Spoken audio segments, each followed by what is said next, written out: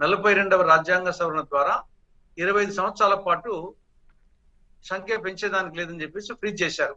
ఆ విధంగా 1971కి 20 సంవత్సరాలు యాడ్ చేస్తే 2001 వరకు 1976 నుండి 20 సంవత్సరాలు అంటే 2001 వరకు ఫ్రీజ్ చేశారు. మళ్ళా వాజ్పేయి గారు వచ్చినాక ఆయన మళ్ళీ అదే దురదృష్టి ఆలోచించాడు.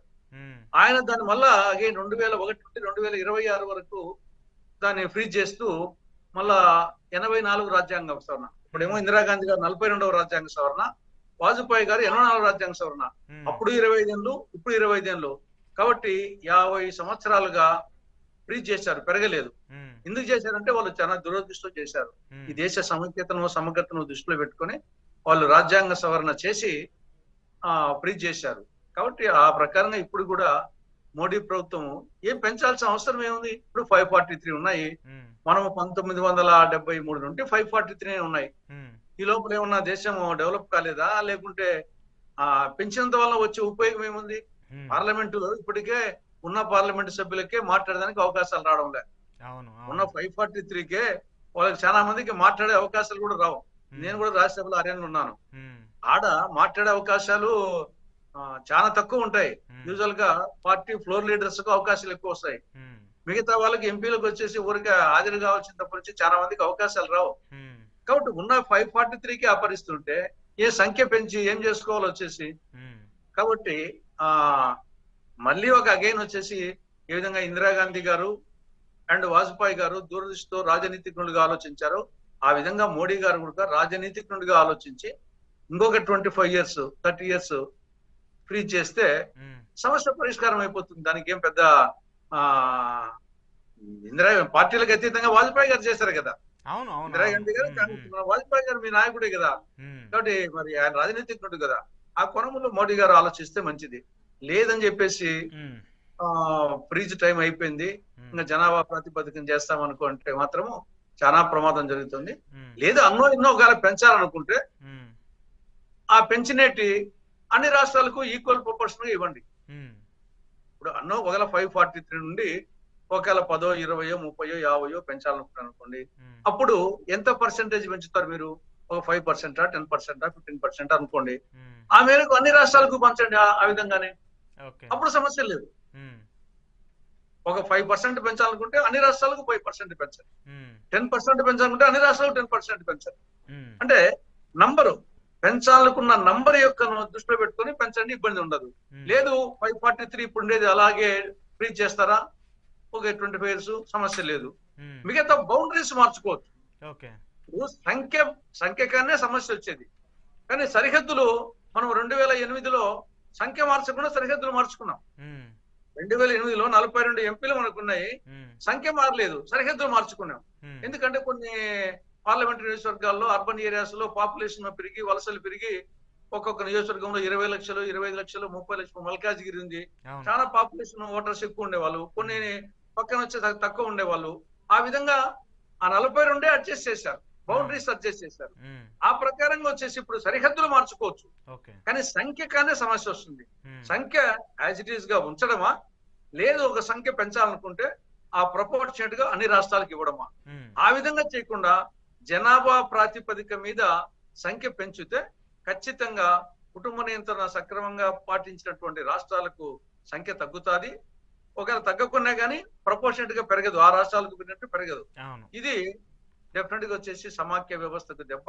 ఇది చెలికి గాలివాన అయ్యి, ఇది మనం ఇప్పుడే దాన్ని అనుకోకూడదు, కానీ చెప్పలేము. ఇటువంటి చిన్న చిన్న అక్కడికి దేశ సమైక్యతకు సమగ్రతకే దారితీసే ప్రమాదం అవుతుంది. మనము యుఎస్ఎస్ఆర్ చూసాం కదా, సోవియట్ యూనియన్ ఏమైంది? మన కళ్ళ ఎదుటనే అంత గొప్ప చరిత్ర కలిగినటువంటి పవర్ఫుల్, ప్రపంచంలోనే అమెరికాతో ఈక్వల్ గా ఉన్న దేశమే ఏమైపోయింది? పెరిస్టోకా, గ్లాస్నాస్ట్ 2 నినాదాలతో, 2 విధానాలతో మొత్తం దేశమే 14 దేశాలుగా విభజన అయిపోయింది. మన కళ్ళ ఎదుటనే చూస్తున్నాం. అందులో మన భారతదేశం వచ్చేసి ప్రాచీన కాలం నుండి కూడా లూజ్ కాంటాక్ట్, ఎందుకంటే అంగవంగ కళింగాది చొప్పన్నారు దేశాలుగా ఉన్నటువంటి దేశం ఇది. బ్రిటిష్ వాళ్ళు వచ్చిన ఒక విధంగా కొన్ని విధాలకు బ్రిటిష్ వాళ్ళు నష్టం కలిగించినా కానీ కొన్ని విధాలుగా సమైక్యత వచ్చింది. కానీ అంతకుముందు ఎప్పుడు వచ్చేసి అనేక రాజ్యాలుగా విడిపోయినటువంటి దేశం. కాబట్టి మనము కలిత్ర చూస్తున్నాం కాబట్టి ఇది రాజనీతిజ్ఞతో ఆలోచించాలి నరేంద్ర మోడీ గారు. ఆ పాసిబిలిటీ ఉంటుందా సార్? ఆ పాసిబిలిటీ ఉంటుంది. ఎందుకంటే మీరు చెప్పినట్టు ఇందిరాగాంధీ గారు రాజ్యాంగ సవరణ చేసి కొన్ని దానికి ఉన్నటువంటి పరిధిలో ఆమె చేంజ్ చేశారు. ఆ తర్వాత వాజ్పేయి గారు వచ్చారు, కొన్ని ఆర్టికల్స్ ప్రకారము దాని భిన్నంగా ఆయన చేంజ్ చేసుకుంటూ వచ్చారు. మరి ఇప్పుడు మోదీ కూడా ఒకవేళ సౌత్ ఇండియాకి నష్టం జరగకూడదు, దేశమంతా సమైక్యంగా ఉండాలి, దేశమంతా కలిసికట్టుగా ఉండాలి, ఉత్తరాదికి ఎలాంటి లాభాలు వస్తున్నాయో అలాగే దక్షిణాదికి కూడా అలాంటి లాభాలని కానీ ఆయన చేయాలనుకుంటే రాజ్యాంగాన్ని బట్టి సవరణ చేసి ఆ బిల్లుల్లో మార్పులు చేసే అవకాశం ఏమైనా ఉంటుందా చేయాలనుకుంటే? వెరీ సింపుల్ అంతే. 42వ రాజ్యాంగ సవరణ ఇందిరాగాంధీ గారు చేశారు, 84 రాజ్యాంగ సవరణ వాజ్పేయి గారు చేశారు. ఈయన ఇంకొక రాజ్యాంగ సవరణ ప్రస్తుతం ఏమున్నాయో 109, 115 ఉన్నట్టుంది. రాజ్యాంగ సవరణ చేస్తే అయిపోయి అంతే. 2/3 రాజ్యాంగ సవరణ లోక్సభలో రాజ్యసభలో చేస్తే ఇంకొక 25 years 30 years చేస్తే అయిపోయి 20 years ఇంకో 25 years చేస్తే వెరీ ఈజీ. దీన్ని నరేంద్ర మోడీ గారు అనుకుంటే చాలా ఈజీగా చేయొచ్చు. అలా కాకుండా పెంచాలి అనుకున్నప్పుడు అప్పుడు ఆలోచించాలా. అది సంఖ్య పెంచి ఈక్వల్ గా రాష్ట్రాలకు ఇవ్వడమా, లేకుంటే జనాభా ప్రాతిపదికన చేయడమా? అప్పుడు మనకి ఇక్కడ రాజ్యాంగంలో జనాభా ప్రాతిపదికన చేయమని ఉంది, ఏది ఆర్టికల్ 81 ప్రకారంగా. అప్పుడు దాన్ని సవరించాల్సి వస్తుంది. ఒకవేళ పెంచాలనుకుంటే ఖచ్చితంగా ఇప్పుడు రాజ్యాంగ సవరణ చేసి ఫ్రీ చేయాలనుకుంటే ఒక రాజ్యాంగ సవరణ సరిపోతుంది. అలా కాకుండా పెంచాలి అనుకుంటే గనా పెంచాలిలో జనాభా ప్రకారంగా పెంచితే ఈ ఆర్టికల్ 81 ప్రకారంగా ఈ ప్రమాదం జరుగుతుంది, ఇది దేశ సమైక్యతకు దారితీస్తుంది, సమగ్రతకు ప్రమాదం. అలా కాకుండా కొంత నంబర్ పెంచి ఆ నంబరు ప్రకారంగా అన్ని రాష్ట్రాలకు ఈక్వల్ గా ప్రపోర్షన్ ఇద్దామంటే ఆర్టికల్ 81 మార్చాలి, ముందు రాజ్యాంగ సవరణ చేయాల్సి వస్తుంది. దీన్ని రాజ్యాంగ సవరణ చేసి ఆ డెసిషన్ తీసుకోవాలా. కాబట్టి ప్రభుత్వం అనుకుంటే అదైనా చేయొచ్చు, ఇదేం చేయొచ్చు. కానీ జనాభా ప్రాతిపదికన మాత్రము పెంచాలి అనుకొని జనాభా ప్రాతిపదికే పెంచాలనుకుంటే మాత్రము దీని పర్యవసానాలు చాలా విపరీత పరిణామాలకు దారితీస్తుంది. ఇది ముందుగానే అనేక విధాలుగా ఇప్పటికే బీజేపీ మీద ఉన్నాయి కాబట్టి ఇది ఇంకా నిజమని నమ్ముతారు. కాబట్టి ప్రజల్లో ఆ భావం పోయిన తర్వాత మళ్ళీ చాలా కష్టం వచ్చేసి, నేను ముందే చెప్పినట్టు ప్రపంచ చరిత్ర చూసుకున్నా గానీ మన భారతదేశ విభజనే ఒకవైపు ఈస్ట్ పాకిస్తాన్, వెస్ట్ పాకిస్తాన్, మధ్యలో మధ్య భారతదేశం ఎందుకు వచ్చింది? కేవలం మత ప్రాతిపదిక మీద ఆ పక్క ఈ పక్క, అదే యుఎస్ఎస్ఆర్ ఇంకో దాని మీద, రేపు వచ్చేసి ప్రాంతీయ వాదం మీద. కాబట్టి ఈ యొక్క ఎక్కడికేం దారి తీస్తుంది, చాలా ప్రమాదకరమైన పరిస్థితులు వస్తాయి.